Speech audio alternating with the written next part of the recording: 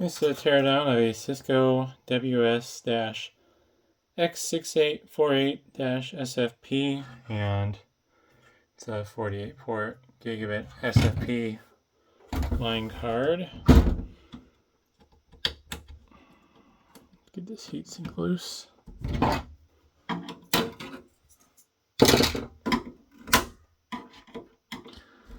This will be a noisy teardown when I end up using my drill.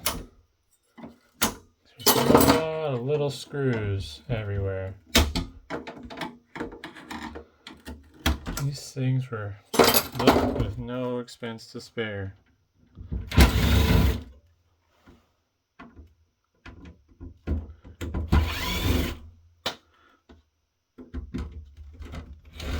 No, let's get a screwdriver for that.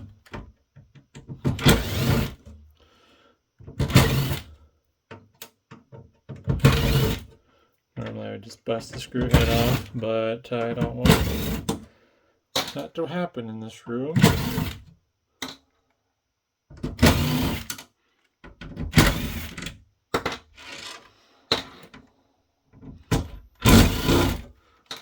My memory's correct on what screws I need to remove. Nope, that one needs to go. These two screws are for the release lever. That one needs to go as well. To release this board. Cisco part there. Got a Spartan 6 there. Some micron memory. Bunch more micron memory. Mystery chip. And mystery chip. And your DC to DC power converter there with a filter cap. Not much to see in the bottom. More micron memory. Have 4 more chips.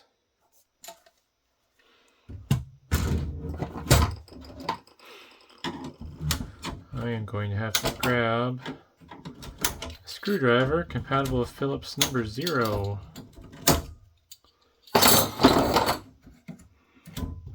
Just to heatsink. Got some Smart Brand memory, 1 gig. Some double stacked chips there. Probably DDR based on how it looks. Pins are a little small for SD RAM. We'll go grab a screwdriver so I can get the front screws off. Alrighty. Gotta get these front brackets off. Not really sure what the intent was. Maybe to keep the faceplate a little bit more solid since it's not well, no, the faceplate's not like it's not going to be attached to the ports on the other setup, so I don't know. In my case, these brackets are just there to be annoying because it makes it that much harder for me to tear this apart. Seeing a ton of Marvell chips along the front for the ports.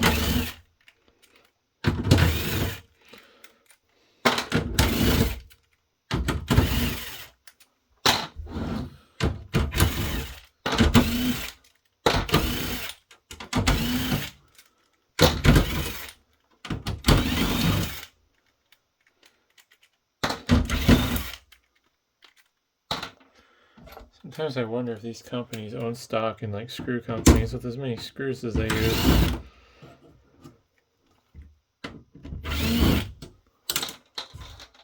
Alrighty.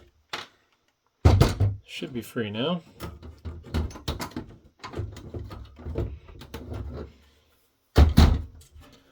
See if I can get this off. There we go. Wedged in there. 2, 3, 4, 5, 6, 7, 8, 9, 10, 11, 12. So these are doing 4 ports each. Marvell 88E1043-BCA2. Unreadable chips due to the thermal epoxy. That Altera Cyclone V looks really fun with all these chips around it. RN, I wonder if those are resistor networks. Oh, upside down. They're all upside down.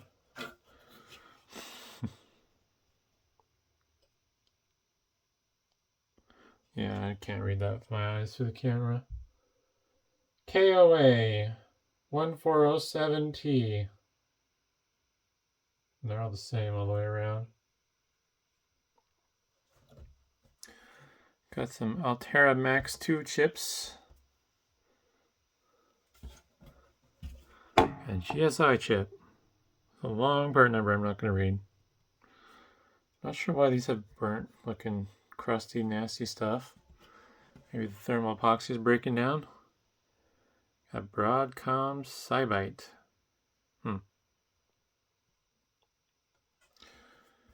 And then some Cisco chips that interface with the backplane, presumably. Date code on them. 2008. Oops, just put a hole in my wall. Yeah. Yep, 2008. Sometimes it's harder to read things through the tiny screen on my phone than it is just to do it with my eyes. Oh, this got wet. This has some liquid damage by this Altera chip. I can't tell what it says. I think it's an Altera Max 2. There's engraving on top of it. But yeah, those pins are corroded. You can see all that corrosion. So this somehow got wet at one point or another. I don't know if it's my fault or if it happened before I got it. And the bottom's pretty standard for these cards, mostly passives with some other chips related to the top stuff. Got some expansion storage and some Intel flash right next to each other.